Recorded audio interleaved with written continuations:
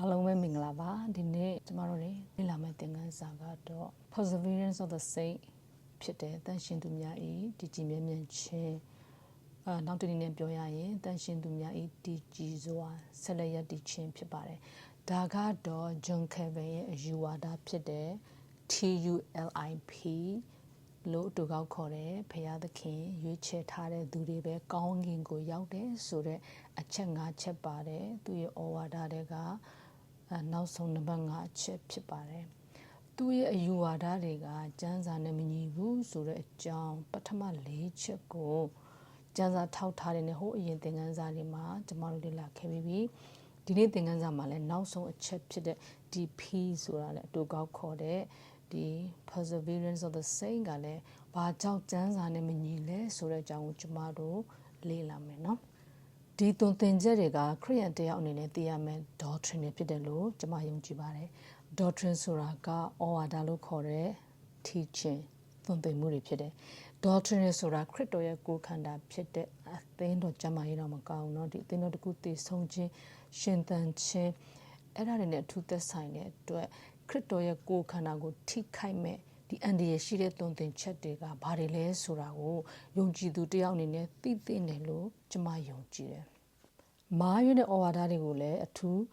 သတိထားပြီးရှောင်ဖို့ကျမ်းစာကသတိပေးထားတယ်။ဘာလို့ရှောင်ခိုင်းလဲဆိုရင်ဒီမာရွေးသောဩဝါဒတွေဆိုတာအင်မတန်အန္တရာယ်ရှိတယ်။ဒီအာဒံနဲ့အေဝါရဲ့ကြာဆင်းခြင်းနဲ့အတူဒီကဘာရဲ့အခြေအနေကိုကြည့်မယ်ဆိုလို့ရှိရင်ဒါအေဒင်ဥယျာဉ်ထဲမှာစာတန်ရဲ့မာရွေးတဲ့ဩဝါဒကိုယုံကြည်ခဲ့တဲ့အကျိုးဆက်တွေဖြစ်တယ်ဆိုတာကိုကျွန်တော်တို့မြင်နိုင်ပါတယ်နော်။မာရွေးသောဩဝါဒကဘယ်ကဆင်းသက်လာတယ်လဲဆိုရင်စာတန်စီကလာတာဖြစ်တဲ့အတွက်နတ်ဖရာရဲ့ဩဝါဒdoctrine of devil လို့ကျမ်းစာကဖော်ပြထားပါတယ်ဘလို့သွန်သင်ချက်တွေကမာရွေးတဲ့ဩဝါဒတွေလဲဆိုရင်ကျမ်းစာနဲ့မညီတဲ့ကျမ်းစာနဲ့ဆန့်ကျင်ဘက်ဖြစ်တဲ့သွန်သင်ချက်မှန်သမျှကမာရွေးသောဩဝါဒတွေဖြစ်ပါတယ်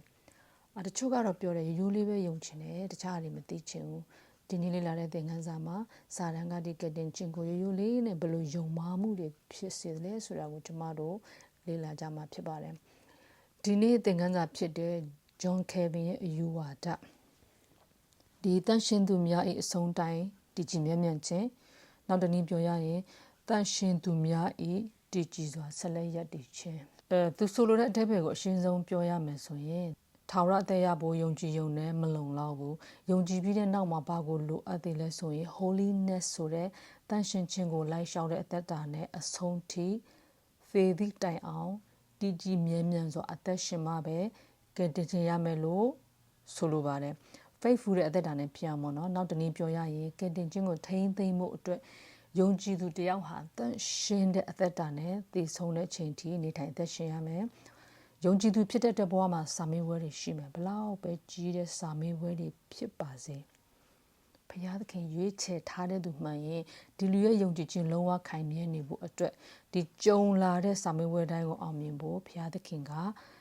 လုပ်ပေးမှာမို့လို့ဖြစ်တယ်အဆုံးထိတိုင်အောင်မတည်ကြည်ဘူးဆိုရင်တော့အဲ့ဒီလူကငကိုယ်တည်းကရွေးချယ်ထားတဲ့သူမဟုတ်လို့ဆိုပြီးသူတို့ကအဲ့လိုသွန်သင်ပါတယ်ရုတ်တရက်နားထောင်လိုက်ဟုတ်တယ်လို့နဲ့ဒါပေမဲ့အသေးချာကြည့်မယ်ဆိုလို့ရှိရင်သူတို့ရဲ့အယူဝါဒကဘုရားသခင်ပေးတဲ့ထာဝရအသက်ကကျေးဇူးတော်ကြောင့်ရသောကယ်တင်ခြင်း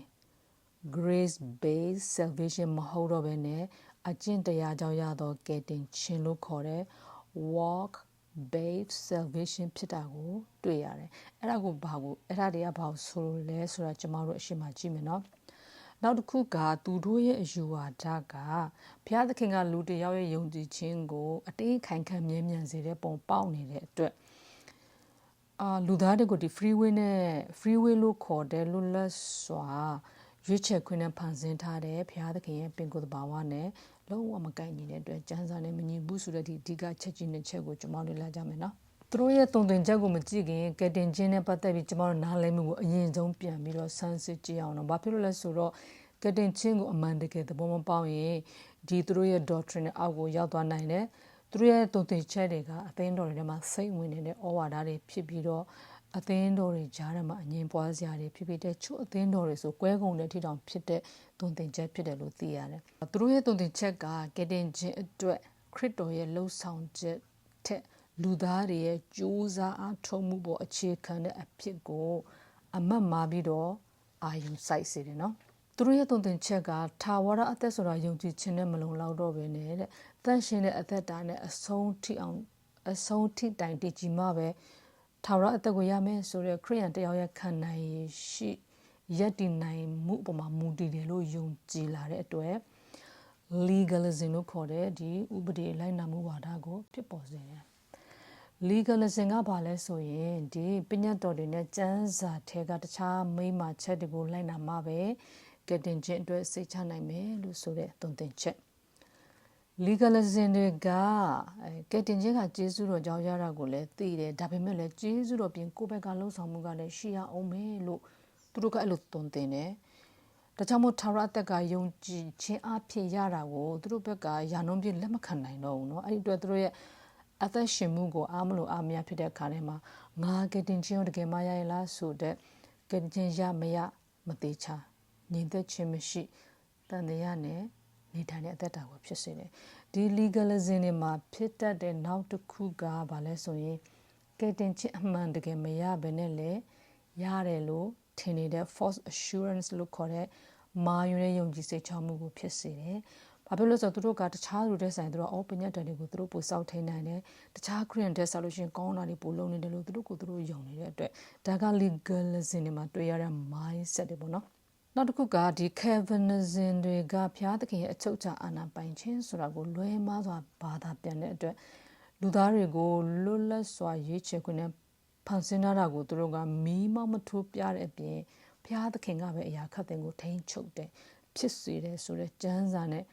မညီတဲ့ဒီသွန်သင်ချက်တွေကြောင့်ပေါ့နော်ကျမ်းစာကယုံကြည်ခြင်းသင်ပေါ်မှောက်တာတွေယုံကြည်ခြင်းကလွဲချော်နိုင်တဲ့တတိပေးချက်တွေကိုလိလူရှုမှုတွေကိုဖြစ်လာစေတာနဲ့များကိုလမ်းလွဲလို့လမ်းလွဲမှမသိတဲ့ခရိယန်တွေပေါ့နော်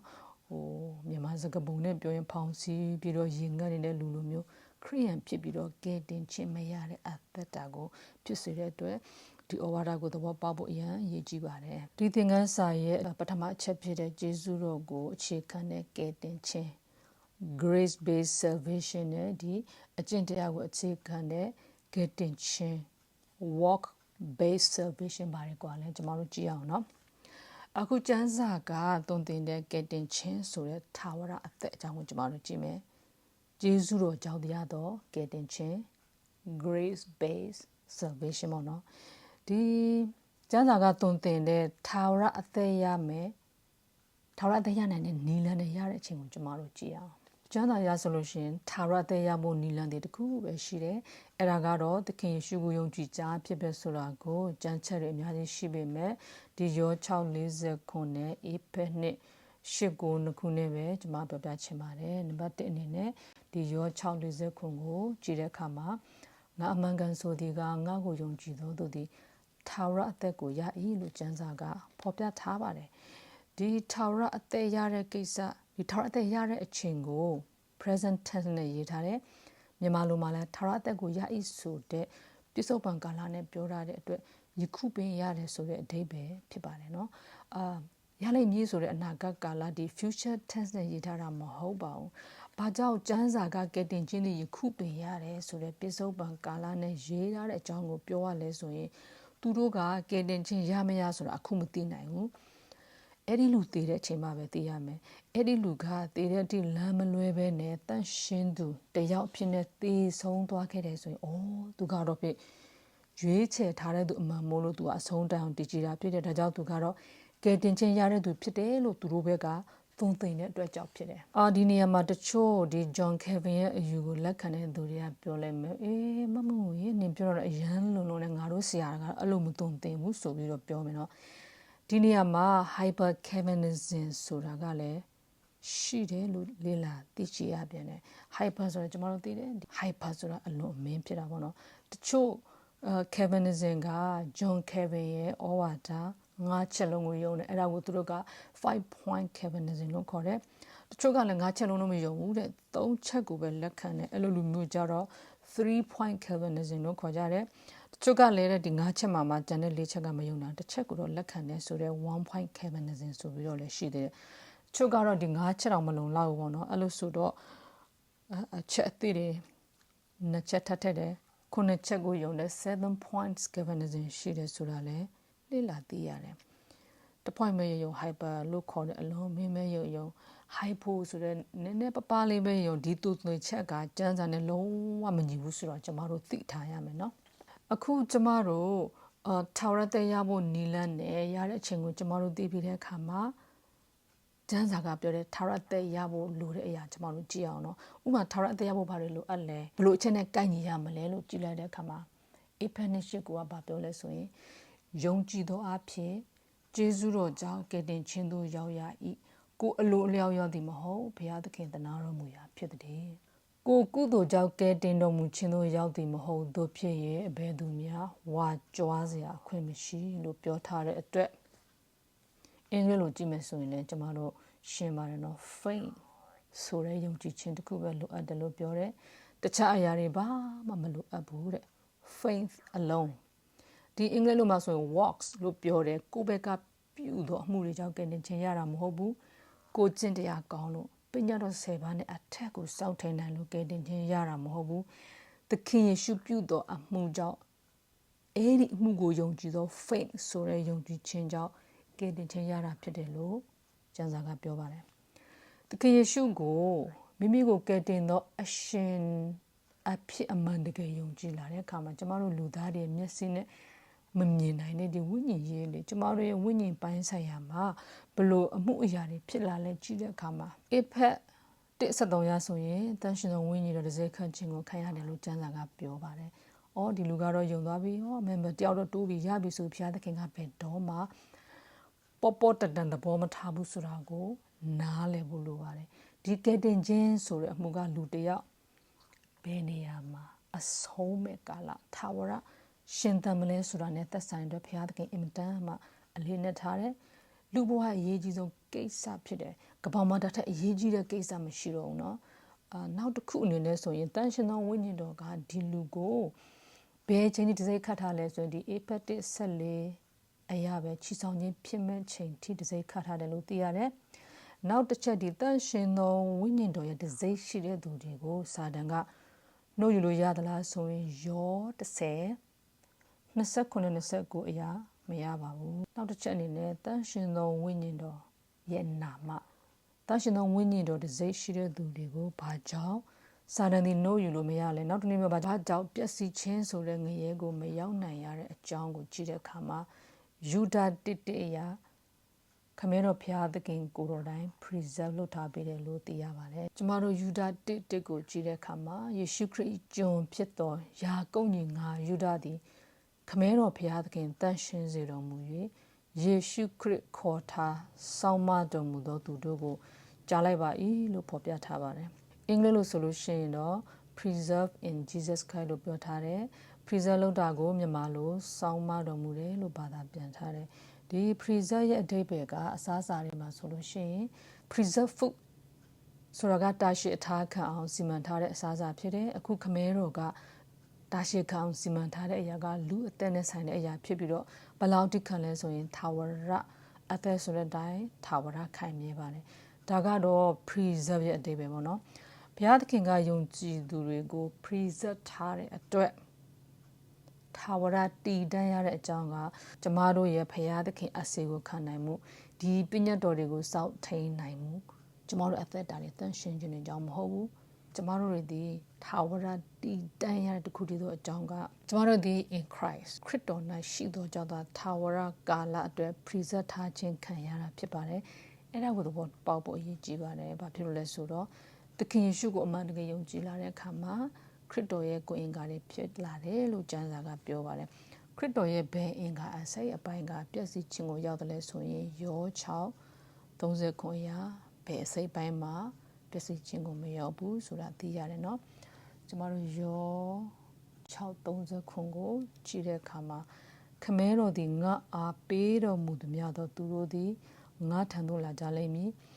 ငါထံသို့လာသောသူတို့ကိုငါသည်အလင်းမပဲလို့ပြောထားပါတယ်ငါသည်အလင်းမပဲဆိုတာကအင်္ဂလိပ်လိုဆိုလို့ရှိရင် I will by no means cast out လို့တွေ့ရတယ်ဒီ cast out ရဲ့အဓိပ္ပာယ်ကတစုံတဦးကိုအတင်းမောင်းထုတ်သည်လို့အဓိပ္ပာယ်ရပါတယ်เนาะသူပြောချင်တာက မင်းတို့ငါလုံးဝမထုတ်ဘူးငါရဲ့အင်္ဂါအစိတ်ပိုင်းဖြစ်တဲ့မင်းတို့ကိုငါမဖြတ်တောက်ပြဘူးဒါကြောင့်ခရစ်တော်၌ရှိသောသူမှန်သမျှထာဝရပျက်စီးဆုံးရှုံးခြင်းဆိုတဲ့ငရဲတဲ့ကိုမရောက်ဘူးเนาะယူဒာတစ်ကပြောတဲ့ preserve in Jesus Christ ဆိုတဲ့စကားလုံးကဘယ်လောက်လင်းနေမှုရှိလဲဆိုတာကိုသတိထားစေချင်ပါတယ်ခရစ်တော်၌preserve ထားတယ်ဆိုတာကခရစ်တော်ရဲ့အင်္ဂါမို့လို့အင်္ဂါမဟုတ်ဘူးဆိုရင်တော့ထာဝရတည်တတ်မှာမဟုတ်ဘူးဆိုတာကိုလည်းကျမတို့နားလည်ဖို့လိုပါတယ်ဒါတွေအားလုံးဘာကြောင့်ရလဲဆိုရင် faith ဆိုတဲ့ယုံကြည်ခြင်းတစ်ခုတည်းကြောင့်ရတာเนาะ faith အလုံးတခြားလို့ဆောင်ချက်တစ်ခုမှမပါဘူးเนาะဒါကကျမ်းစာကသွန်သင်တဲ့ဂျေဇုတော်ကြောင့်ရသောကယ်တင်ခြင်းဖြစ်တဲ့ grace based salvation ဖြစ်ပါတယ်ဒီကယ်တင်ခြင်းဆိုတဲ့ထာဝရအသက်ရဲ့ foundation ခြေကအုံမြစ်ကိုကျမတို့ကောင်းကောင်းသဘောပေါက်ပြီဆိုရင်သူတို့ရဲ့သွန်သင်ချက်ကဘာကြောင့်ဒီအကျင့်တရားကိုအခြေခံတဲ့ကယ်တင်ခြင်းလို့ခေါ်တဲ့ walk based salvation ဖြစ်ပြီးတော့ကျမ်းစာနဲ့မညီလဲဆိုတာကိုကျမတို့ကြည့်ရအောင်နော်သူတို့ရဲ့သွန်သင်ချက်အရာထာဝရအသက်ကိုရဖို့အေးဝန်ဂေလိတရားကိုယုံကြည်တယ်ယုံကြည်ယုံ faith အလုံးနဲ့မလုံလောက်ဘူးတဲ့ယုံကြည်ပြီးတဲ့နောက်မှာဒီ holiness ဆိုတဲ့တန်ရှင်းခြင်းကိုလိုက်လျှောက်တဲ့အသက်တာနဲ့အဆုံးထိသေသည်တိုင်အောင်အသက်ရှင်မှာပဲကဲတင်ချင်ရမယ်လို့သွန်သင်တဲ့အတွက်ဒီနေရာမှာမေးစရာရှိလာတယ်နော်ဘလောက်အတိုင်းထားဒီ holy တဲ့အသက်တာဖြစ်မှာပဲကောင်းကင်ကိုရောက်မလဲမေးတော့သူတို့ဘက်ကတိကျမဖြစ်ပေးနိုင်ဘူးလို့သိရတယ်သူတို့တုံတင်တဲ့ holy ရမယ်ဆိုတာကိုတစ်ကနေ30 scale မှာကျမတို့ထားလိုက်ပေါ့နော်ဥမာတစ်ဆိုလို့ရှိရင်အနည်းဆုံးပဲ holy တဲ့အသက်တာ30ဆိုရင်တော့အများဆုံးအသက်ရှင်ဆုံးအသက်တာပေါ့နော်9ဆိုလို့ရှိရင်တော့အလယ်အလတ်လောက် holy တဲ့အသက်တာကဲအခုဆိုလို့ရှိရင်ဘယ်အနေထားလောက် holy မှာပဲကဲတင်ချင်းရမလဲမေးတဲ့အခါမှာသူတို့ဘက်ကမဖြစ်ပေးနိုင်တော့ဘူးအခုကျမတို့ကဲတင်ချင်းဘာကြောင့်ရလဲကြည့်တဲ့အခါမှာဘသူကြောင့်ရလဲကဲတင်ကြီးကသခင်ယေရှုကြောင့်ရတာလားကျမတို့ကြောင့်ရတာလားဆိုတာကိုရှင်းရှင်းလင်းလင်းသိဖို့လိုတယ်ကဲတင်ချင်းဒီဘာကြောင့်ရလဲဆိုရင် faith ဆိုတဲ့ယုံကြည်ခြင်းကြောင့်ရတာဖြစ်တယ်ဘသူကြောင့်ရတာလဲဆိုရင်သခင်ယေရှုကြောင့်ရတာဖြစ်တယ်ကဲတင်ချင်းရပြီးတဲ့နောက်မှာဖယားသခင်ကကျမတို့ကို holy တဲ့အသက်တာနဲ့အသက်ရှင်ဖို့အလိုတော်ရှိတယ်ဆိုတာကျမ်းစာမှာဖော်ပြထားပါတယ်ဒါပေမဲ့ဒီ holy ဖြစ်ခြင်းကကဲတင်ချင်းနဲ့မဆိုင်ဘူး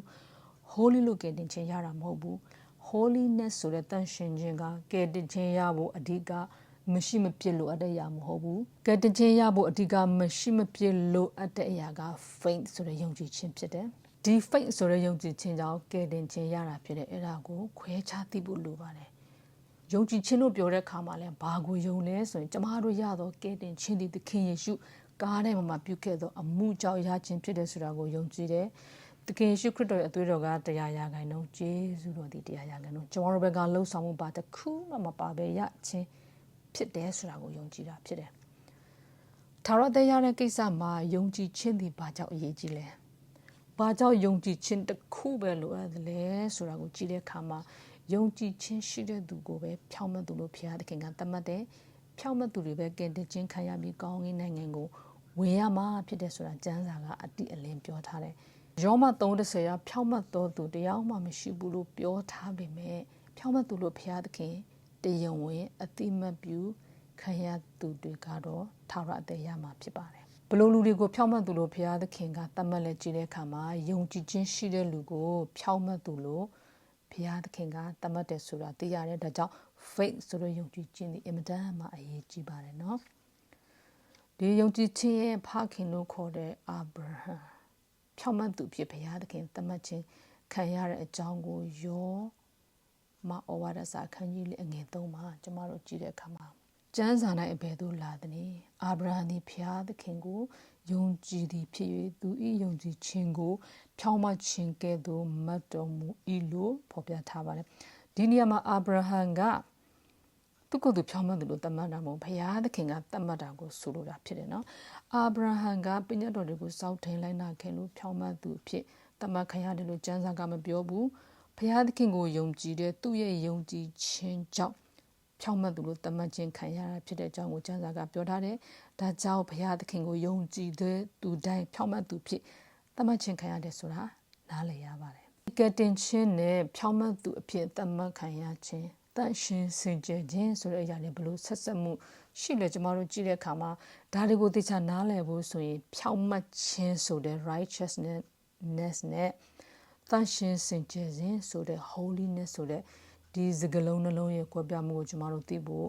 လိုအပ်ပါတယ်ဒီဖြောင့်မတ်သူကို righteous လို့ခေါ်တယ်ဖြောင့်မတ်သူဖြစ်ဖရာသခင်အတိမတ်ပြုတဲ့အမှုကို justification လို့ခေါ်တယ် justify လုပ်တယ်လို့လည်းကျမ်းစာထဲမှာသုံးလုံးတယ်နော်တန်ရှင်းစင်ကြယ်ခြင်းက holiness ပေါ့နော်ဖရာသခင်တန်ရှင်းစင်ကြယ်စေခြင်းက sanctification လို့ခေါ်ပါတယ်ဒါကလည်းဖရာသခင်ကပဲလုပ်ပေးတဲ့အရာနော်ဖရာသခင်တန်ရှင်းစင်ကြယ်အောင်လုပ်ခြင်းကိုလက်ခံတဲ့သူတွေက holy လာပါတယ်ဖြောင့်မတ်သူအဖြစ်ဖရာသခင်တမတ်ခြင်းဆိုတဲ့ဒီ justification နဲ့ဒီ sanctification ကိုခေါ်တယ်ဘုရားသခင်ကတန်ရှင်းစင်ကြယ်စေခြင်းဒီသူတို့နှစ်ခုကမတူဘူးเนาะအသေးပဲလဲကွဲပြားတယ်ဒီပထမတစ်ခုဖြစ်တဲ့ justify လို့တဲ့အကြောင်းကိုကျမတို့ယောမ8:30မှာတွေ့ရတယ်အဲ့ဒါကိုတစ်ချက်ကြည့်ရအောင်เนาะဒီယောမ8:30မှာ justify လုပ်တာကိုဖြောင့်မတ်ရာ၌တည်စေခြင်းလို့ဘာသာပြန်ထားတယ်အဲ့ဒါကဒီ justification လို့ခေါ်တဲ့ဘုရားသခင်ကဖြောင့်မတ်သူအဖြစ်တရားဝင်အတိအမှတ်ပြုခြင်းကိုရည်ညွှန်းတာဖြစ်တယ်သူရဲ့ဒီဆိုလိုရင်းကိုကျမတို့ကြည့်တဲ့အခါမှာเนาะထို့သို့ခွဲခန့်မှတ်တာနှင့်သောသူတို့ကိုခေါ်တော်မူ၏ခေါ်တော်မူသောသူတို့ကိုလည်းဖြောင့်မတ်ရာ၌တည်စေတော်မူ၏ထို့သို့တည်စေတော်မူသောသူတို့ကိုလည်းချီးမြှောက်တော်မူ၏လို့ဖော်ပြထားပါတယ်ယောမ8:30ကပြောချင်တာကဘုရားသခင်ကသူ့ကိုယုံကြည်တဲ့သူတွေကိုဖြောင့်မတ်သူအဖြစ်တတ်မှတ်ပေးကြောင်းနဲ့အဲ့ဒီလူတွေကချီးမြှောက်ခြင်းခံရမယ့်အကြောင်းကိုပြောပြထားပါတယ်။ဒါကိုသင်ခန်းစာနောက်ဆုံးကြမှာဒီသူ့ရဲ့ဆိုလိုရင်းကိုလည်းအပြည့်စုံကိုကြည့်မယ်နော်။အခုကတော့ justify ဆိုတဲ့အဓိပ္ပာယ်ကိုပဲကျွန်တော်တို့အရင်ကြည့်ရအောင်။ဒီ justify လုပ်တဲ့ justification လုပ်ပေးတဲ့ဆိုတာက Hebrew နဲ့ Greek ဘာသာမှာတရားရုံးအသုံးအနှုန်းဖြစ်တယ်လို့သိရတယ်။တရားရုံးမှာတရားခံတယောက်ကအပြစ်ရှိတယ်မရှိဘူးအဲ့ဒီဆုံးဖြတ်ချက်ကတရားသူကြီးပဲချပိုင်ခွင့်ရှိတယ်အဲ့ဒီဆုံးဖြတ်ချက်ကတရားခံတယောက်အပြစ်ဒဏ်ခံရခြင်းမခံရခြင်းနဲ့သက်ဆိုင်တယ်နော်ကျမ်းစာကပြောတယ်ဘုရားသခင်က justify လုပ်ပေးတယ်ဆိုတာကအပြစ်သားတယောက်ခရစ်တော်ကိုယုံကြည်တဲ့အတွက်ဖြောင့်မတ်သူလို့တရားဝင်အတိမတ်ပြုခြင်းဖြစ်တယ်အဲ့ဒါကဘုရားသခင်ပဲလုပ်ပိုင်ခွင့်ရှိတဲ့အခွင့်အာဏာဖြစ်တယ်အဲ့ဒါကိုနားလည်ဖို့အတွက်ဥပမာပြောပြခြင်းတယ်ကျမကအပြစ်ကျူးလွန်တဲ့အတွက်တရားရုံးတက်ရတယ်တရားသူကြီးရှေ့မှာရောက်ရတယ်ဆိုပါစို့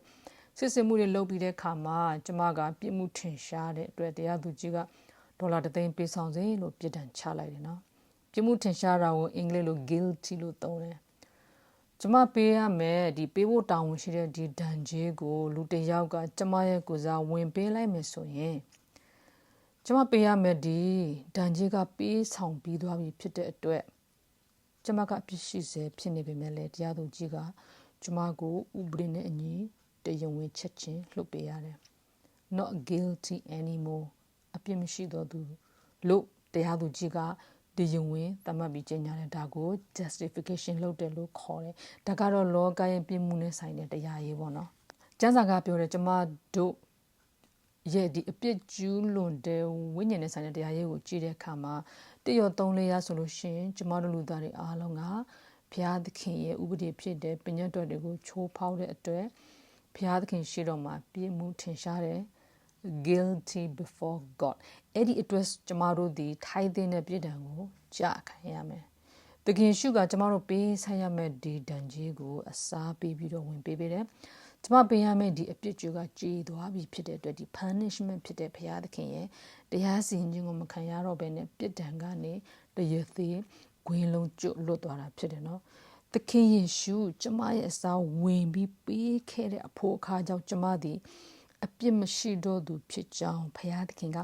ဥပဒေနဲ့အညီဆုံးဖြတ်ချက်ချလိုက်တာနဲ့တပြိုင်နက်ကျမဟာဖြောင့်မတ်သူဖြစ်သွားကြောင်းတရားဝင်သတ်မှတ်ခြင်းကိုခံရတယ်ယော8:30ကပြောတဲ့ justify လုပ်တယ်ဆိုတာကဒါကိုပြောတာဖြစ်တယ်ဒီ justification ဆိုတဲ့အပြစ်သားတယောက်သခင်ယေရှုကိုယုံကြည်တဲ့အတွက်ဘုရားသခင်ကဖြောင့်မတ်သူအဖြစ်သတ်မှတ်ခြင်းဆိုတဲ့ဖြောင့်မတ်ရတဲ့တည်စေတော်မူခြင်းဆိုတာကဒီလူရဲ့အတွင်းပိုင်း holy ဖြစ်ခြင်းကိုကြည်ပြီးတော့သတ်မှတ်ပေးတာမဟုတ်ဘူးเนาะ justify လုပ်တယ်ဆိုတာကအဲဒီလူဒီအပြစ်ရှိရတဲ့နဲ့နည်းနည်းလေးမှမ holy ပဲနဲ့ကိုဖြောင့်မတ်သူဖြစ်သတ်မှတ်ပေးတာဖြစ်တယ်ဒါကြောင့်ဖြောင့်မတ်သူဖြစ်သတ်မှတ်ခံရတာနဲ့ပဲအဲဒီလူကအတွင်းထဲက holy ဖြစ်သွားတာမဟုတ် အပြစ်ကရှိနေစေဖြစ်ပေမဲ့ဖြောင်းမှန်းသူလို့ဖရာသခင်ကသတ်မှတ်ပေးတာဒီ grace လို့ခေါ်တဲ့ဂျေဇုတော်ဖြစ်တယ်ဂျေဇုတော်လို့ခေါ်တဲ့ grace နဲ့ mercy လို့ခေါ်တဲ့ကရုဏာသူတို့နှစ်ခုကအဓိပ္ပာယ်မတူဘူးเนาะသူတို့နှစ်ခုကကွဲပြားမှုရှိတယ် grace ဆိုတာတဲ့မရသိမရထိုက်ပဲရတော့အရာများနောက်တနည်းနဲ့ပြောရင်မထိုက်တန်ပဲရတဲ့အရာများပေါ့เนาะ mercy ဆိုတာကြတော့တဲ့ mercy လို့ခေါ်တဲ့ကရုဏာဒီရတဲ့ရထိုက်ပါရဲ့နဲ့မရတော့အရာများနောက်တနည်းပြောရရင်ရဖို့ထိုက်တန်ရဲ့သားနဲ့မရတဲ့အရာများဒီဂျေဇုတော်ဆိုတဲ့မရတဲ့မရထိုက်ပဲရတော့အရာများကဘာကိုပြောချင်တာလဲဆိုရင်မထိုက်တန်ပဲရတဲ့အရာတွေပေါ့နော်ဒီကျမချင်းတွေကျမတို့လေတွေအလကားရှူနေရတာတွေမိုးတွေရွာတယ်နေပူပေးတယ်ရှိသမျှရရှိခံစားတဲ့အရာအလုံးကဂျေဇုတော်တွေဖြစ်တယ်ဒီကပောင်မှာလူစုကြီးတွေရှိပါတယ်နော်အပြစ်မှုတွေကျူးလွန်တဲ့အတွက်တည်တဲ့အထက်ထက်ရထိုက်သူတွေရှိတယ်ဒါပေမဲ့သူတို့ကိုကြည့်ရတဲ့အခါမှာချမ်းချမ်းမာချမ်းချမ်းသာသာနဲ့အရန်ပြည့်လည်နေတယ်အဲ့ဒါက grace ဆိုတဲ့ဂျေဇုတော်ကြောင့်ဖြစ်တယ်ဘုရားသခင်ကတရားတော်သူမတရားတော်သူအပေါ်မှာတဲ့အတူတူမိုးကိုပေးရတယ်အဲ့ဒါက grace လို့ခေါ်တဲ့ဂျေဇုတော်မရတဲ့မရထိုက်ပါပဲမထိုက်တန်ပဲရတော့အရာများဂျေဇုတော်တွေကအကြီးမားဆုံးဂျေဇုတော်ကကယ်တင်ခြင်းဖြစ်တယ်နော်ကျမတို့ရဲ့အပြစ်တွေကမိုးထီအောင်မြင့်တယ်လို့အေဇရာအခန်းကြီး9အငယ်6ကပြောပေမဲ့ဒီလောက်အပြစ်ကြီးတဲ့သူကိုဖြောင်းမှတ်သူလို့မသက်မခံထိုက်ပဲတမပေးတာက grace လို့ခေါ်တဲ့ဂျေဇုတော်ဖြစ်တယ် mercy လို့ခေါ်တဲ့ကရုဏာကြတော့ရတဲ့ရထိုက်ပါရဲ့နဲ့မရတော့အရာများဥမာဆိုရင် punishment လို့ခေါ်တဲ့ပြစ်ဒဏ်เนาะဒီမိုးထီအောင်မြင့်တဲ့အပြစ်နဲ့ညီမျှတဲ့ပြစ်ဒဏ်ကိုခံထားရတာနဲ့မခံရတာက mercy လို့ခေါ်တဲ့သနာခြင်းကရုဏာကြောင့်ငရဲကိုသွားတဲ့သွားထိုက်ပါရဲ့နဲ့မသွားစေတာက mercy ဆိုတဲ့သနာခြင်းကရုဏာကြောင့်ဒါကိုကြည့်ချင်ရမယ့်ဘုရားသခင်က justice ဆိုတဲ့တရားမျှတမှုထက်ဒီ mercy ဆိုတဲ့သနာခြင်းကရုဏာကိုပိုးရနှစ်သက်တဲ့ဆိုတာကိုလည်းသိနိုင်တယ်ဒီအကြောင်းကိုလည်းဆာလံ103ငယ်10မှာကျွန်တော်တို့တွေ့ရတယ်နော်ငါတို့ပြမချင်းနဲ့အလျောက်ငါတို့၌ပြုတော်မမူတတ်ငါတို့၌ဒူးစရိုက်ရှိသည့်အတိုင်းအပြစ်ကိုပေးတော်မမူတတ်လို့ပြောထားပါတယ်ဘုရားသခင်ကြီးမားလာတဲ့ကျေးဇူးနဲ့ကရုဏာ grace နဲ့ mercy ကြောင့်သခင်ရှုကလူသားတကိုခံခဲ့တာဖြစ်တဲ့ဒါက grace နဲ့ mercy ရဲ့ကွာခြားချက်လူတယောက်ကသခင်ရှုကိုအမှန်တကယ်ယုံကြည်လာတဲ့အခါမှာ holy တဲ့အသက်တာကနောက်ကနေတဖြည်းဖြည်းလိုက်လာတယ်နော် justify ဆိုတဲ့ဖြောင့်မတ်သူဖြစ်အတိမပြုခံရခြင်းကအရင်ဖြစ်တယ် holiness ကနောက်မှဖြစ်တဲ့အရာဖြစ်တယ်ကျမ်းစာအရာဘုရားသခင်ရဲ့ justify လုပ်ခြင်းကိုခံရတဲ့သူတွေကထာဝရအသက်ဆိုတဲ့ကယ်တင်ခြင်းကိုရပါတယ် holy တဲ့အဆင့်ကိုရောက်သွားမှရတာမဟုတ်ဘူးအကြီးမားဆုံးသက်သေကကားတိုင်းပေါ်ကထာဝရအသက်ကိုရတော့တဲ့လူစုကိုတည်ရမယ်ဆိုရင်သူ့အသက်တာကမဟုတ်လိတဲ့အပြင်တည်တံချခံရတဲ့အထိကိုပြစ်မှုကကြီးလို့ဒါပေမဲ့သခင်ယေရှုပေါ်ကိုယုံကြည်အားကိုးတဲ့သူရဲ့ faith တခုထင်တဲ့ဘုရားသခင်ကသူ့ကိုဖြောင်းမသူလို့သတ်မှတ်တဲ့ justify လုပ်ပြီးတဲ့အတွက်ကယ်တင်ခြင်းရပါတယ်เนาะဒါကြောင့်ကယ်တင်ခြင်းသည် holy လို့ရတာမဟုတ်ဘူး faith ဆိုတဲ့ယုံကြည်ခြင်းကြောင့်ရတာဖြစ်ပါတယ်အခုဒီ justification လို့ခေါ်တဲ့ဖြောင်းမသူအဖြစ်ဘုရားသခင်ကအတိမတ်ပြုခြင်းကိုလေ့လာပြီးတဲ့အခါမှာ sanctification လို့ခေါ်တဲ့သန့်ရှင်းစင်ကြယ်စေခြင်းအကြောင်းအဲ့ဒါကိုကြည့်တဲ့အခါမှာဒီ sanctification ကြောင့် holy ဆိုတဲ့သန့်ရှင်းတဲ့အသက်တာဖြစ်လာတယ် sanctification လုပ်ခံရတဲ့သူက holy လာတယ်เนาะရွှေကိုတန့်စင်တဲ့အခါမှာအဆင့်ရှိတယ်ထို့နည်းတူစွာပဲဒီခရိယန်တယောက်ရဲ့အသက်တာတန့်ရှင်းခြင်းဆိုတာကနေချင်းညချင်းဖြစ်လာတာမဟုတ်ဘူးတစ်ဆင့်ပြီးတစ်ဆင့်တဖြည်းဖြည်းချင်းဖြစ်လာတယ်ခရိယန်ဖြစ်သွားပြီဆိုတာနဲ့ holy တဲ့အသက်တာကလည်းသူ့အလိုအလျောက်ဖြစ်လာတာမဟုတ်ဘူးနှုတ်ကပတ်တော်အဖြစ်ပဲတန့်ရှင်းတဲ့အသက်တာကဖြစ်လာတယ်နှုတ်ကပတ်တော်အဖြစ်လို့ပြောတဲ့အခါမှာလည်းဒီတမန်ကျမ်းစာကိုဖတ်ယုံအလွတ်တကျက်ယုံဒီလေ့လာယုံနဲ့မဟုတ်ဘဲနဲ့ဒီနှုတ်ကပတ်တော်တွေကိုဆင်ခြင်အောင်မြင်ပြီးလက်တွေ့ကျင့်သုံးခြင်းရှိမှပဲအသက်တာကတန့်ရှင်းလာမှာဖြစ်တယ်အဲ့ဒီအကြောင်းကိုသက်တာလုံးနဲ့ဩဝါဒစာပထမဆောင်အခန်းကြီး၄အငယ်3နဲ့5မှာတွေ့ရပါတယ်သက်တာလုံးနဲ့ဩဝါဒစာကအဲ့ဒီသက်တာလုံးနဲ့မျိုးကယုံကြည်သူတွေစီကိုရေးတာဖြစ်တယ်ရေးရတဲ့အကြောင်းကဒီကတည်ခြင်းရပြီးအစပိုင်းမှာအသက်တာကလောကသားတွေဖြစ်တယ်မယုံကြည်သူတွေနဲ့အတူတူရှိနိုင်ပေမဲ့နောက်ပိုင်းအသက်တာကရှေးကအသက်တာနဲ့မတူတော့ဘူးဆိုတဲ့အကြောင်းပြီးရင်ရွှေက ရွှေကိုကြည့်မယ်ဆိုရင်မတန့်စင်ခင်အစပဲမှာကြောက်တုံးနဲ့ကြည့်လိုက်တူတူပဲလေနော်ယုံကြည်သူဖြစ်လာပေမဲ့ဘေဘီဆင်မှာကျမတို့အသက်တာကလောကသားရနေလားငါလားခွဲမရအောင်ရှိနေပါသေးတယ်ဆိုတာကိုသိစေတယ်အချိန်တည်းမှာပဲကျမတို့တွေဟာလောကသားတွေမဟုတ်တော့ဘူးဘုရားသားမီးတွေဖြစ်တီးတန့်ခွဲလာတဲ့ဖြောင်းမှန်သူတွေအဖြစ်တမန်ချင်းခံရသူတွေဖြစ်တဲ့ဆိုတာကိုလည်းသတိပေးတာဖြစ်ပါတယ်တစ်သက်လေး3နဲ့5ကိုကြည့်တဲ့အခါမှာဘုရားသခင်ဤအလိုတော်ဟူမူကားတင်တို့သည်မတရားသောမေထုံကိုကျင့်ဆောင်၍တန်ရှင်းစေခြင်းက၎င်းဘုရားသခင်ကိုမသိသောသာသနာပလူတို့သည်ကိလေသာတမန်ချင်းရှိတဲ့သို့မရှိသင်တို့အပေါင်းသည်တန်ရှင်းခြင်းအတရေတင့်တယ်ခြင်းနှင့်မိမိကိုမိမိထိန်တက်စေခြင်းက၎င်းလို့ပြောထားပါတယ်အင်္ဂလိပ်လိုမှာလည်းကျမတို့မြင်ရပါတယ်เนาะ sanctification ဆိုတဲ့ဟာလေးတွေ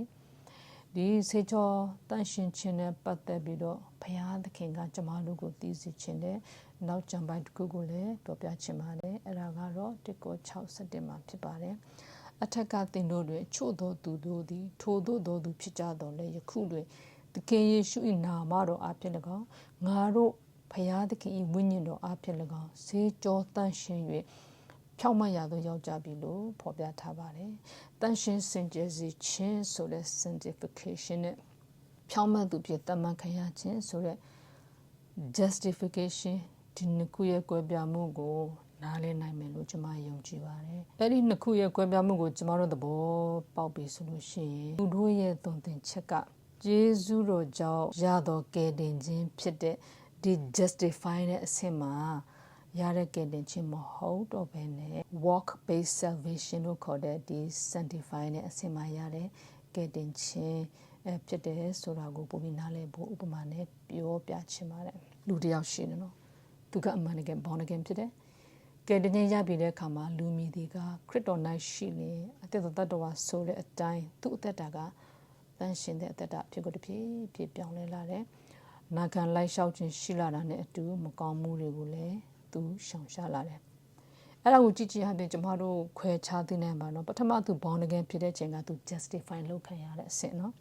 ပြီးလို့ရှိရင်သူသက်တာပြောင်းလဲတဖြည်းဖြည်းနဲ့ပြောင်းလဲလာတယ်ဘလောက်အချိန်တွေဘလောက်ကြာလဲတော့မသိဘူးအဲ့ဒါတွေကသူက sanctification လို့ခေါ်တဲ့တန်ဆင်ခြင်းဖြစ်စဉ်ထဲမှာရှိနေတယ်နော်ဒီနေ့မှသူအရန်ချေရတဲ့မိမသူတို့ရဲ့ဒီပထမအဆုံးတူလေးကို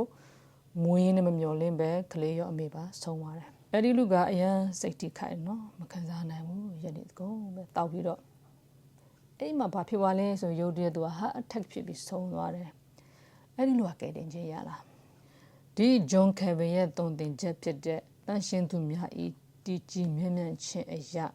ဒီလူသည် holy တဲ့အသက်တာဒီတန်ရှင်းခြင်းကိုလိုက်လျှောက်တဲ့အသက်တာနဲ့အဆုံးထိမတည်ကြည်ခဲ့တဲ့အတွက်ကယ်တင်ခြင်းမရပါဘူးတဲ့။ဘာကြောင့်လဲဆိုရင်1:6မှာလဲတည်ရဲနဲ့ရင့်မှုတဲ့သူကဘုရားသခင်နိုင်ငံတော်ကိုအမွေမခံရကြဘူးလို့ပြောထားတယ်။နောက်တစ်ချက်ကရေစကြည်33စနစ်နဲ့73မှာဖြောင်းမှတ်တဲ့သူကဖောက်ပြန်သွားရင်အရင်ကသူ့ရဲ့ဖြောင်းမှတ်ခြင်းအမှုကသူ့ကိုမကယ်တင်နိုင်ဘူးလို့ပြောထားတဲ့အတွက်ကြောင့်ဖြစ်တယ်လို့သူတို့ကသွန်သင်တယ်။ကျမတို့ဒီရေစကြည်33စနစ်နဲ့73ကိုတစ်ချက်လောက်ဖတ်မယ်နော်။တို့ဖြစ်ရဲ့ချင်းလူသားတီဤအမျိုးသားချင်းတို့အားဟောပြောရမည်မှာဖြောက်မှတ်တော်သူသည်ဖောက်ပြန်လေအရင်ဖြောက်မှတ်ခြင်းအမှုသည်သူ့ကိုကယ်တင်ရမည်မဟုတ်သို့သောသူသည်သို့သောအမှုကိုရှောင်လျင်အရင်သို့သောအမှုကြောင့်ပျက်စီးခြင်းသို့ရောက်ရမည်မဟုတ်ဖြောက်မှတ်တော်သူသည်ပြစ်မှားသောနေ့၌အသက်ရှင်ရသောအခွင့်မရှိရဖြောင့်မတ်တော်သူသည်စင်စစ်အသက်ရှင်ရလိမ့်မည်ဟုငါဆိုတော်လဲသူသည်မိမိဖြောင့်မတ်ခြင်းကိုကိုးစား၍ဒုစရိုက်ကိုပြုမိလျင်အရင်ဖြောင့်မတ်ခြင်းအမှုတစ်စုံတစ်ခုကိုများမအောင်မေရပြုမိသောဒုစရိုက်ကြောင့်အသေးခံရလိမ့်မည်လို့ဖော်ပြထားပါတယ်ဒီကျမ်းစာတွေရဆိုရင်ဟိုလူရဲ့ရှေ့ပိုင်းအသက်တာကဟုံးနေပေမဲ့သူကအဆုံးတိုင်အောင်မတည်ကြည်တဲ့အတွက်ရှေ့ကဖြောင့်မတ်တာတွေကိုထပ်မတွက်ဘူးလို့ကျမ်းစာကပြောတဲ့အတွက်ဒီလူကကယ်တင်ခြင်းမရဘူးလို့သူတို့ကတုံ့တင်ပါတယ်သူတို့ရဲ့အယူရဒီလူဘာကြောင့်ခြေချော်သွားရလဲဆိုသူကရွေးချယ်ထားတဲ့သူမဟုတ်လို့ဘုရားသခင်ရွေးချယ်ထားသူမှန်ရင်စုံစမ်းခြင်းမှန်သမျှကိုအောင်မြင်ဖို့ဘုရားသခင်ကလုပ်ပေးတယ်လို့သူတို့ကတုံ့တင်ကြတယ်သူတို့အယူရဆိုလို့ရှိရင်ဒီလူကကယ်တင်ခြင်းမရဘူးဆိုတော့ငရေရောက်တာပေါ့နော်အဲ့ဆိုအဲ့ဒီလူကတော့မေးမှာပဲဟာကိုတော့ကျွန်တော်တစ်ချက်လေးမာသွားတာနဲ့ကယ်တင်ခြင်းကမရဘူးတဲ့လားကျွန်တော်ကြုံရတဲ့မှုကလည်းကျွန်တော်အနေနဲ့ဘယ်လိုခံနိုင်ရှိမှလဲကိုတော့ရဲ့ကိုတော့သွန်လောင်းခဲ့တဲ့သွေးတော်ကကျွန်တော်ထာဝရတရားဖို့ လုံလောက်တယ်မဟုတ်ဘူးလားကျွန်တော်ရဲ့ဒီစူးစမ်းအထောက်မှုတွေခံနိုင်ရရှိမှပဲအဲ့ဒါတွေပါမှပဲထာဝရအသက်ကရမှာလားကိုတော့ဒီ definition မှာလေကျွန်တော်ကောင်းမှုတွေကြောင့်မဟုတ်ဘဲနဲ့ကိုတော့ကတနာလို့တနာချင်းခုနကလာကဲတာလို့ကိုတော့ပြောတယ်မဟုတ်လားလို့ဒါသူပဲကမေးစရာရှိပါပြီနော်သူတို့ရဲ့တုံ့ပြန်ချက်ကဘာကြောင့်ကြမ်းစာနဲ့မကြီးလဲဆိုရင်အဲဒီလူကဲနေချင်းမရတာကဒီလူရဲ့ walk လို့ခေါ်တဲ့သူ့ရဲ့အကျင့်တရားပြတ်သွားလို့ဖြစ်သွားတယ်မဟုတ်လားသူတို့ရဲ့တုံ့ပြန်ချက်ကဒီကျမ်းစာကတုံ့ပြန်တဲ့ဂျေဇုတော်ကြောင့်ရသောကယ်တင်ခြင်းဒီ grace based salvation ဖြစ်တဲ့သခင်ယေရှုရဲ့လှုပ်ဆောင်မှုကအဓိကမဟုတ်တော့ဘဲနဲ့လူသားရဲ့လှုပ်ဆောင်မှုပေါ်မူတည်နေတဲ့walk based salvation လို့ခေါ်တဲ့အကျင့်တရားကိုအခြေခံတဲ့ကယ်တင်ခြင်းဖြစ်နေတယ်ဆိုတာကိုသဘောပေါက်မယ်လို့ကျွန်မယုံကြည်ပါတယ်ဒီ heart နဲ့တည်သွားတဲ့လူလိုမျိုးပေါ့နော်သူတို့ရဲ့အယူဝါဒအရာဒီလူကတစ်ချက်လေးမှားသွားလို့ကယ်တင်ခြင်းကဆုံးရှုံးတာပဲခေါ်မရဘူးပဲခေါ်အဲ့လို့ဆိုရင်ကျွန်မတို့တွေသခင်ရှုယုံရတာထာဝရတဲ့ရတယ်လို့ဘယ်လိုလုပ်ပြီးစိတ်ချတော့မှလဲကိုယ့်အသက်ရှင်မှုကိုအားမလို့အားမရဖြစ်တဲ့အခါတိုင်းအိုးငါကယ်တင်ခြင်းကိုတကယ်ရလားဆိုကျွန်မတို့တန်တရားနဲ့အမြဲအသက်ရှင်နေရမယ်နော်ကိုတော့စိတ်မချတခြားသူတွေကိုဟာစိတ်ချပါကွာကဲတင်ချင်းအဲ့ဆိုကျမတို့ဘယ်လိုပြောနိုင်မှာတော့မလဲဘုရားသခင်ပြောတဲ့ထာဝရအသက်ဆိုတဲ့အရာကိုလည်းကျမတို့ကဘယ်လိုလုပ်ပြီးတော့စိတ်ချလက်ချနဲ့ဝမ်းမြောက်နိုင်မလဲနော်ကျေးဇူးတော်ဆိုတာတဲ့ရဖို့မထိုက်တန်ပဲရတော့အရာဖြစ်ပေမဲ့အဲ့ဒီဟာအတနဲ့တည်သွားတဲ့လူကမထိုက်တန်လို့မရလိုက်တာဆိုတော့ဒါကကျေးဇူးတော်ဟုတ်ပါတော့မလားကျေးဇူးတော်လို့ခေါ်ထိုက်ပါတော့မလားဒါဆိုရင်နင်ပြောချင်တာကယုံတယ်လို့ငါဝန်ခံထားတဲ့အတွက်ဘလို့ပဲနေဘာအပြစ်ပဲလို့ကယ်တင်ခြင်းကလုံးဝစိတ်ချရဖို့ရတယ်လို့ပြောချင်တာလားဆိုရင်ဂျေဇုတော်ဆိုတာအပြစ်လို့ပို့လိုက်စင်ရတာမဟုတ်ဘူးတစ်ကော6ကိုနဲ့10ကိုဖတ်ကြည့်မယ်ဆိုရင်ကယ်တင်ခြင်းအမှန်မရတဲ့ခရိယန်တွေမှာတွေ့ရတဲ့လက္ခဏာတွေကိုပြောထားတယ်သူတို့တွေကသခင်ရှုကိုအမှန်တကယ်ယုံကြည်တဲ့သူမဟုတ်တဲ့အတွက်ဘုရားသခင်ရဲ့ justify လုပ်ခြင်းကိုမခံရတဲ့ကယ်တင်ခြင်းမရတဲ့ခရိယန်တွေဖြစ်တယ်နော်ဒီကယ်တင်ခြင်းတို့အရေးကြီးဆုံးဖြစ်တဲ့ justify လုပ်ခြင်းအဆင့်တောင်မရှိတဲ့အတွက် sanctification ဖြစ်စဉ်တွေကိုတခါမ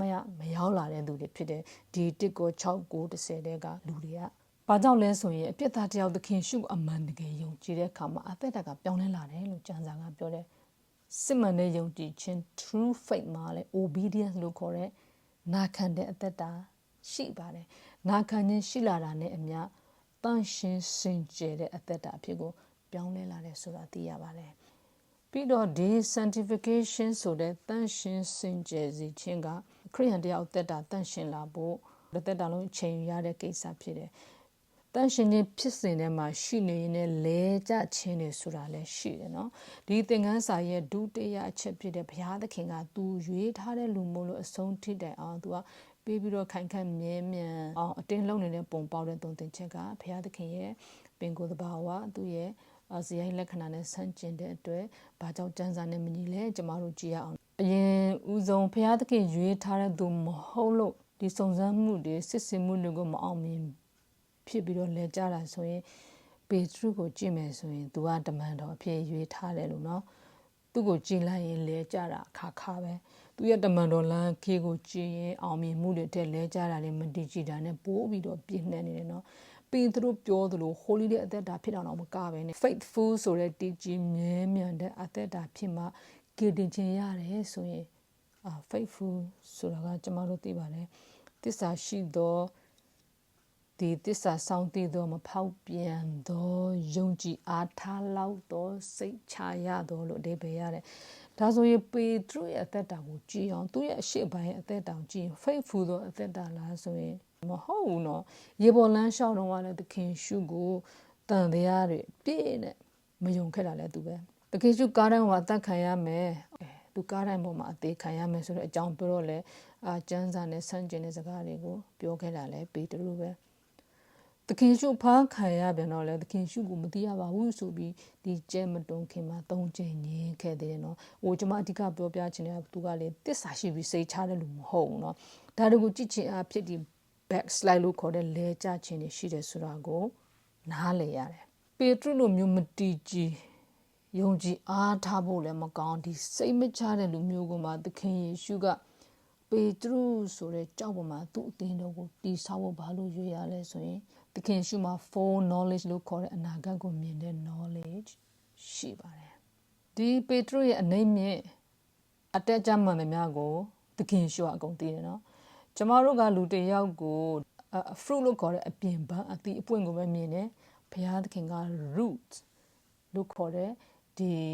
ီအမြစ်ကိုမြင်တယ်ဥပမာဇက်ကတစ်ခုကိုကျမအစားအဆုံးထိကြည့်ထားတယ်အဲ့ဒီဇက်လန်မှာဇက်လိုက်က2ယောက်ရှိတယ်ပထမတစ်ယောက်ကလူကောင်းလို့ထင်ရပါမယ်တကယ်တမ်းမှလူဆိုးဖြစ်တယ်လူတစ်ယောက်ကြတော့မကောင်းဘူးလို့ထင်ရပါမယ်သူကလူကောင်းဖြစ်နေတယ်အဲ့ဒါကိုဇက်လန်အစားဆုံးကြည့်ထားတယ်ကျမကဒါလေးကိုအကုန်သိနေတယ်အဲ့ဒီဇက်ကကိုမကြည့်ရသေးတဲ့တကယ်ချင်းတယောက်နဲ့ထပ်ပြီးတော့ကြည့်တယ်ဆိုပါစို့အဆုံးမှာဘာဖြစ်မလဲဆိုတာကိုမသိတဲ့အတွက်သူကပထမဇက်လိုက်ကိုရွေးတယ်ဆိုပါစို့သူရွေးလိုက်တဲ့သူကပေါ်စားလူဖြစ်လာမယ်ဆိုတာကိုဒီဇက်လန်အဆုံးထိကြည့်ထားတဲ့ကျမကသိနေတဲ့အတွက်အဲ့ဒီလူကျမမရွေးဘူးဘုရားသခင်ကအေးသောကိုမရွေးပဲယာကုပ်ကိုရွေးခဲ့တာအဲ့ဒါကြောင့်ဖြစ်တယ်ရှေ့မှာဘာဖြစ်လာမလဲဆိုတာကိုသိတဲ့သူရဲ့ full knowledge ကြောင့်ဖြစ်တယ်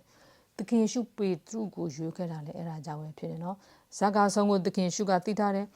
ပေတရုရဲ့ root ဖြစ်တဲ့အမြစ်ကိုသိမြင်နေတယ်ပေတရုနောက်တော့ရပြီးပြောင်းလဲလာမှာကသခင်ရှုကသိနေတယ်ပေတရုပြောင်းလဲအောင်သခင်ရှုကလို့တော့မဟုတ်နော် free will ကိုဘုရားသခင်ဘယ်တော့မှမချိုးဖောက်ဘူးအဲ့ဒါကိုသဘောပေါက်ဖို့လိုတယ်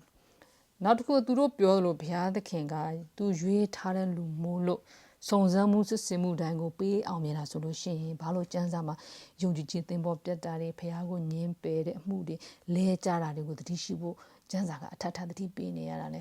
ဘုရားသခင်ကပေတရုကိုသူရွေးထားတဲ့တမန်မို့လို့စုံစမ်းခြင်းတွေကိုပေတရုဘက်ကဘာမှအားထုတ်စရာမလိုပဲပေးအောင်ခဲ့တာလားမဟုတ်ဘူးနော်သခင်ရှုကြတော့ဟိုးကဘာကိုဖန်ဆင်းပြီးဟိုးရှေးမဆွာကတဲ့ကခွဲကန့်မှတ်သားထားသူမို့လို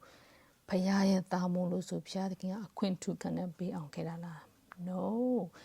သခင်ရှုကိုယ်တိုင်စာမေဝဲလေးကိုရင်ဆိုင်ကြော်ဖြတ်ရတယ်မလားပေတရုဒီလည်းအဲ့လိုပဲပေါလုကိုကြည့်မယ်ဆိုရင်သူ့ရဲ့အတွင်းလူနဲ့အပြင်လူအမြဲစစ်ဖြစ်နေတယ်လို့သူပြောတယ်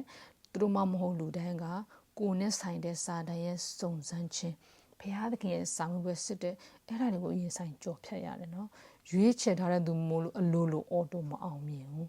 းဒီစာတန်ရဲ့စုံစမ်းခြင်းထဲမှာကြာရှုံသွားရင်ဘုရားသခင်အပြစ်မဟုတ်ဘူးဘုရားသခင်ကမခံခံပေးလို့မဟုတ်ဘူးဘုရားသခင်ကဒီစုံစမ်းခြင်းတွေကိုအောင်မြင်ဖို့အသုံးပြုရမယ့်လက်နဲ့အပြည့်စုံကိုပေးထားတဲ့ကိုယ့်ဘက်ကကိုယ်တိုင်ယူတင်ဝတ်ဆင်ရတယ်ကိုယ်တိုင်အသုံးပြုရပါတယ် free will ဆိုတဲ့လွတ်လပ်စွာရွေးချယ်ခွင့်နဲ့ဖန်ဆင်းထားတဲ့အဲ့ဒါကိုသဘောပေါက်ဖို့အတွက်ကျမတို့စံစာတွေကဥပမာကိုကြည့်ရအောင်နော်ယောသတ်ကိုပေါတိဖာမယသွေးဆောင်တော့ကယောသတ်ကထွက်ပြေးခဲ့တာလားဘုရားသခင်ကသူ့ကိုတွန်းထုတ်ခဲ့တာလားသူကိုယ်တိုင်ထွက်ပြေးရတယ်မဟုတ်လားထွက်ပြေးဖို့သူ့ဘက်ကရွေးချယ်ခဲ့တာဖြစ်တယ်ဘုရားသခင်ပေးထားတဲ့ပညတ်တော်ကိုသူကလက်တွေယူတင်ဝတ်ဆောင်ကျင့်သုံးခဲ့လို့အောင်မြင်မှုရခဲ့တာဖြစ်တယ်ဒါဝိတ်သူဘာသာရှေဘာနဲ့မာယွင်ပြီးတော့ဥရိယကိုတတ်တဲ့အမှုကြတော့ရောဘုရားသခင်ကအဲ့ဒါတွေလုံးဖို့လမ်းဖွင့်ပေးခဲ့တာလား no ဒါဝိတ်ကိုယ်တိုင်ရွေးချယ်ခဲ့တာမဟုတ်လားသူကိုယ်တိုင်အခွင့်အရေးတွေဖန်တီးပြီးတော့ပညတ်တော်တွေကိုသူလေ့လူရှုခဲ့တာမဟုတ်လားယောသလိုမျိုးနှုတ်ကပတ်တော်ကိုလက်တွေ့မကျင့်သုံးခဲ့လို့ဒါဝိတ်ဘက်ကကြာရှုံးခဲ့တာဖြစ်တယ်နှုတ်ကပတ်တော်ကလူသက်ကိုမတတ်ရသူ့မရဘူးမပြင်းမာရလို့ပြောထားတယ်ဒါပေမဲ့ဒါဝိတ်ကလက်တွေ့လိုက်နာကျင့်သုံးခဲ့လားဆိုရင် no ပဲယောသကြတော့ဗာပြောလဲအပြစ်ကြီးသောဤအမှုကိုကျွန်တော်ပြု၍တဲ့ဖယားသခင်ကိုအဘယ်သို့ပြစ်မှားနိုင်မည်နည်းဆိုပြီးတော့နှုတ်ကပတ်တော်ကိုလက်တွေ့ကျင့်သုံးခဲ့တဲ့အတွက်ပေါတိပါရဲ့မယားနဲ့ပြစ်မှားခြင်းကိုရှောင်နိုင်ပြီးတော့စာတန်ရဲ့စုံစမ်းမှုကိုအောင်မြင်ခဲ့တာဖြစ်ပါတယ်ဒါကြောင့်ကျမတို့စုံစမ်းမှုတွေမအောင်မြင်ဖြစ်ဖြစ်အပြစ်တရားတွေကြာရောက်သွားရင်ဖယားသခင်ရဲ့အပြစ်မဟုတ်ဆိုတာကိုနားလည်သဘောပေါက်ဖို့လိုပါတယ်ကျမတို့ဘက်ကသံလက်တကာတို့ထက်တဲ့ဒီနိုးကပတ်တော်ကိုလက်တွေ့မကျင့်သုံးလို့အလင်းရဲ့လက်နက်ကိုအသုံးပြုလို့ကျမတို့ကြာရှုံးတာဖြစ်တယ်သူတို့တုံတင်တယ်လို့မျိုးဖះရွေးထားတဲ့သူမှန်ရင်ဘဝမှာဘလောက်ကြည့်တဲ့ဆောင်းဝဲတွေဖြစ်ပါစေဘုရားသခင်ကအေးတွေယုံကြည်ခြင်းကိုလုံးဝခိုင်ခန့်မြဲမြဲနေဖို့ကြုံလာမဲ့ဆောင်းဝဲတိုင်းကိုအောင်ဖို့ဘုရားသခင်ကလုပ်ပေးတယ်ဆိုတာကျမ်းစာမှာမပြောထားပါဘူးအဲ့ဒါကိုကျမတို့သဘောပေါက်မယ်လို့ယုံကြည်ပါတယ်ဒီငှက်တွေကိုကြည့်မယ်ဆိုရင်ငှက်ကလေးတွေသူတို့ပြန်ချင်တဲ့နေရာကိုလွတ်လပ်ပြန်တန်းနိုင်တယ်နော်ကျမတို့လူသားလေးတွေတိုင်းပဲကျမတို့အရာထားခြင်းနဲ့ချိန်ထားတယ်စားခြင်းနဲ့အစားအစာတွေကိုဝတ်ခြင်းနဲ့ဝတ်ကိုလွတ်လွတ်လပ်ကျမတို့ရွေးချယ်နိုင်တယ်မဟုတ်လားဘုရားသခင်ကဒီရုပ်သေးရုပ်လိုမျိုးကြိုးဆွဲထိန်ထားလို့သူ့အလိုကြသွားလာလှုပ်ရှားနေရတယ်ဆိုတဲ့သူတရားမှမရှိဘူးမဟုတ်လားနော်ဒါတွေကိုကြည့်ကြည့်ရမယ်ဘုရားသခင်ကလူအပေါင်းဝင်တတော်ဝါတွေကို free will လို့ခေါ်တဲ့လွတ်လပ်စွာရွေးချယ်ခွင့်နဲ့ဖန်ဆင်းထားတယ်။ဘုရားသခင်ဘက်ကအာဏာနဲ့လူတယောက်ဒီလူပုံစံဖြစ်ရမယ်ဆိုပြီးဘယ်တော့မှမချုပ်ကင် ထားဘူးဆိုတာကိုသဘောပေါက်မြင်လို့ယုံကြည်ပါတယ်ဒီလောကကြီးနဲ့မှာကျမတို့နေထိုင်တဲ့အချိန်မှာအရာခတ်သိမ်းကိုကိုယ့်ဘက်ကလွတ်လပ်စွာရွေးချယ်ခွင့်ရှိတယ်ကဲတင်ချင်းသည်လွတ်လပ်စွာရွေးချယ်ခွင့်ရှိတဲ့အရာဖြစ်တယ်ခရစ်တော်ကိုယုံမယ်မယုံဘူးဆိုတာလူတိုင်းမိမိသဘောနဲ့လွတ်လပ်စွာရွေးချယ်ခွင့်ရှိတယ်ကဲတင်ချင်းရပြီးတဲ့နောက်မှာတန့်ရှင်းတဲ့အသက်တာနဲ့နေလို့ချင်းမနေလို့ချင်းနှုတ်ကပတ်တော်ရဲ့ပြုပြင်မှုကိုလက်ခံပြီးတော့မိမိအသက်တာပြောင်းလဲလို့ခြင်းမပြောင်းလဲလို့ခြင်းဖခင်ရဲ့အစီအကိုခံလို့ခြင်းမခံလို့ခြင်းဒါတွေအလုံးကကိုယ်သဘောနဲ့ကိုယ်လွတ်လပ်စွာရွေးချယ်ခွင့်ရှိတဲ့အရာဖြစ်တယ်လူကို free will နဲ့ဖန်ဆင်းထားတဲ့အတွက်စာတန်ရဲ့စုံစမ်းခြင်းနဲ့မှကြရှုံးခြင်းအောင်မြင်ခြင်းဆိုတာကလည်းကိုယ်နဲ့ပဲသက်ဆိုင်တယ်ကိုယ့်ရဲ့တာဝန်ဖြစ်တယ်ကိုယ့်ရဲ့ရွေးချယ်မှုအကျိုးဆက်တိုင်းကိုခံယူရမှာကလည်းကိုယ့်ရဲ့တာဝန်ဖြစ်ပြီးတော့ဘုရားသခင်ရဲ့တာဝန်မဟုတ်ဘူးဆိုတာလည်းသဘောပေါက်ဖို့လိုပါတယ်ဒီသူတို့ရဲ့ perseverance of the saints ဆိုတဲ့အယူဝါဒကဘုရားသခင်ကအရာအလုံးကိုပဲထိန်းချုပ်နေတယ်အရာအလုံးကိုဖြစ်စေတယ်ဆိုတဲ့ယုံကြည်မှုကိုဖြစ်စေတဲ့အတွက်ဒီလူရဲ့အပိုင်းကတာဝန်ရှိတဲ့အမှုတွေကိုမသိတော့ဘဲတခုခုဆိုရင်အိုးဘုရားအလိုတော်မရှိလို့ဆိုဘုရားကိုလွှဲချတယ်လူတယောက်ကမပြောင်းလဲအိုးဘုရားသခင်ကမပြောင်းလဲပေးလို့ဘုရားအချိန်မတန်သေးလို့ဆိုပြီးကိုမပြောင်းလဲချင်တာကိုဘုရားမပြောင်းလဲပေးလို့ဆိုဘုရားသခင်အပြစ်တွေကိုဖုံချတယ်လောကရဲ့စာမပွဲတွေမှာကြားရင်လည်းအိုးဘုရားအလိုတော်ပဲခရိယန်တယောက်ကအပြစ်ထဲမှာနေမူပြီးယုံမထွက်နိုင်တယ်ဦးဘုရားကဘလို့အစီအစဉ်ရှိမှမသိဘူးဆိုပြီးတော့ဘလို့အခြေအနေပဲဖြစ်ဖြစ်ဘုရားအလိုတော်ဘုရားအလိုတော်ဘုရားနဲ့ပဲဆိုင်နေဘုရားရဲ့တာဝန်ဆိုတဲ့ဒီမာယွန်းတဲ့အယူဝါဒတွေနဲ့ဘုရားကိုအပြစ်ပုံချတဲ့ဝိညာဉ်ရေးရမှာပြင်းရစ်ခြင်းနဲ့ဒီဆုံးရှုံးတဲ့အသက်တာဘုရားသခင်စိတ်တော်နဲ့မတွေ့တဲ့အသက်တာတွေဖြစ်စေတယ်နော်ဒီကျမရဲ့အသက်တာကဘလောက်တန့်ရှင်းစင်ကြယ်မှုရှိလဲဆိုတာကိုအနည်းငယ်သက်သေခံပြီးတော့သင်ခန်းစာကိုအဆုံးသတ်ခြင်းပါတယ်ကဲတင်ချင်းရပြီးနောက်မှာအပြစ်မလုပ်တဲ့သူရှိလားဆိုရင်တစ်ရောတစ်ရှေရမရှိဘူးနော်ရှိတယ်ဆိုတော့အဲ့ဒီလူကလူလိမ့်တဲ့တမန်တော်ကိုမသိတဲ့လူလို့ကျမ်းစာကပြောတယ်ကျမဆိုလို့ရှိရင် born again ဖြစ်ပြီးတော့အသက်တာကပြောင်းလဲသွားပေမဲ့လည်းအပြစ်ကနေတိုင်းလုံးမိနေတယ်နော် holy တဲ့အသက်တာနဲ့မနေနိုင်သေးဘူးကျမ်းစာကပြောတယ် holy တဲ့အသက်တာဖြစ်ဖို့ဆိုရင်ကျမမှာမျက်စိနှလုံးမရှိတာတော့မကပဲနားနှစ်ဖက်လုံးမကြားမှဒီပါဇက်လည်းမရှိကျမရဲ့အုံတော့မှမရှိတော့မှမယ်ကိုယ်စိတ်နှလုံး၃ပါးနဲ့ပါအပြည့်မှမပြုတ်နိုင်တော့အဲ့ဒီချိန်ကျမှသာကျမတကယ် holy နော်အဲ့ဒီ holy တဲ့လူဖြစ်သွားနိုင်တယ်ဒါကြောင့်ကျမရဲ့အသက်တာဒီ holy တဲ့အသက်တာလို့ကျမမပြောရဲဘူးဒါပေမဲ့သခင်ရှုကိုယုံကြည်တဲ့အတွက်ကျမ justify ဆိုတဲ့ဘုရားသခင်ရဲ့ဖြောင့်မတ်သူအဖြစ်တမန်ခြင်းကိုခံရပြီနော်အခုကကျမရဲ့အခုလက်ရှိအသက်တာဒီ sanctification ကိုခေါ်တဲ့ဒီတန်ရှင်းစေခြင်းဖြစ်စဉ်ထဲမှာရှိနေတဲ့အတွက်ကျမရဲ့အခုအသက်တာဆိုပေတရုရဲ့အစပိုင်းအသက်တာနဲ့နေလားငါလားပဲနော်အာနေပြီးလဲကြတာလဲခဏခဏမို့ဒီ faithful လို့ခေါ်တဲ့ဘုရားသခင်ပေါ်မှာတစ္ဆာစောင့်တည်မဖောက်ပြန်တဲ့အသက်တာလို့လဲကျမမပြောရဲဘူးနော်ဒါဆိုရင်ကျမအသက်တာက holy တဲ့အသက်တာ faithful တဲ့အသက်တာမဟုတ်တဲ့အတွက်ကျမကယ်တင်ခြင်းမရဘူးလားဆိုရင် grace လို့ခေါ်တဲ့ကျေးဇူးတော်ကြောင့်လုံးဝကိုရတယ်ဖခင်သခင်ပေးတဲ့ထာဝရအသက်ကကျမကောင်းလို့ရတာမဟုတ်ဘူးကျမရဲ့ခန္ဓာရဲ့ရှိမှုတည်ကြည်မြဲမြံမှုကျမ holy လို့ကျမ faithful လို့ရတာမဟုတ်သခင်ယေရှုကြောင့်ရတာဖြစ်တယ်သခင်ယေရှု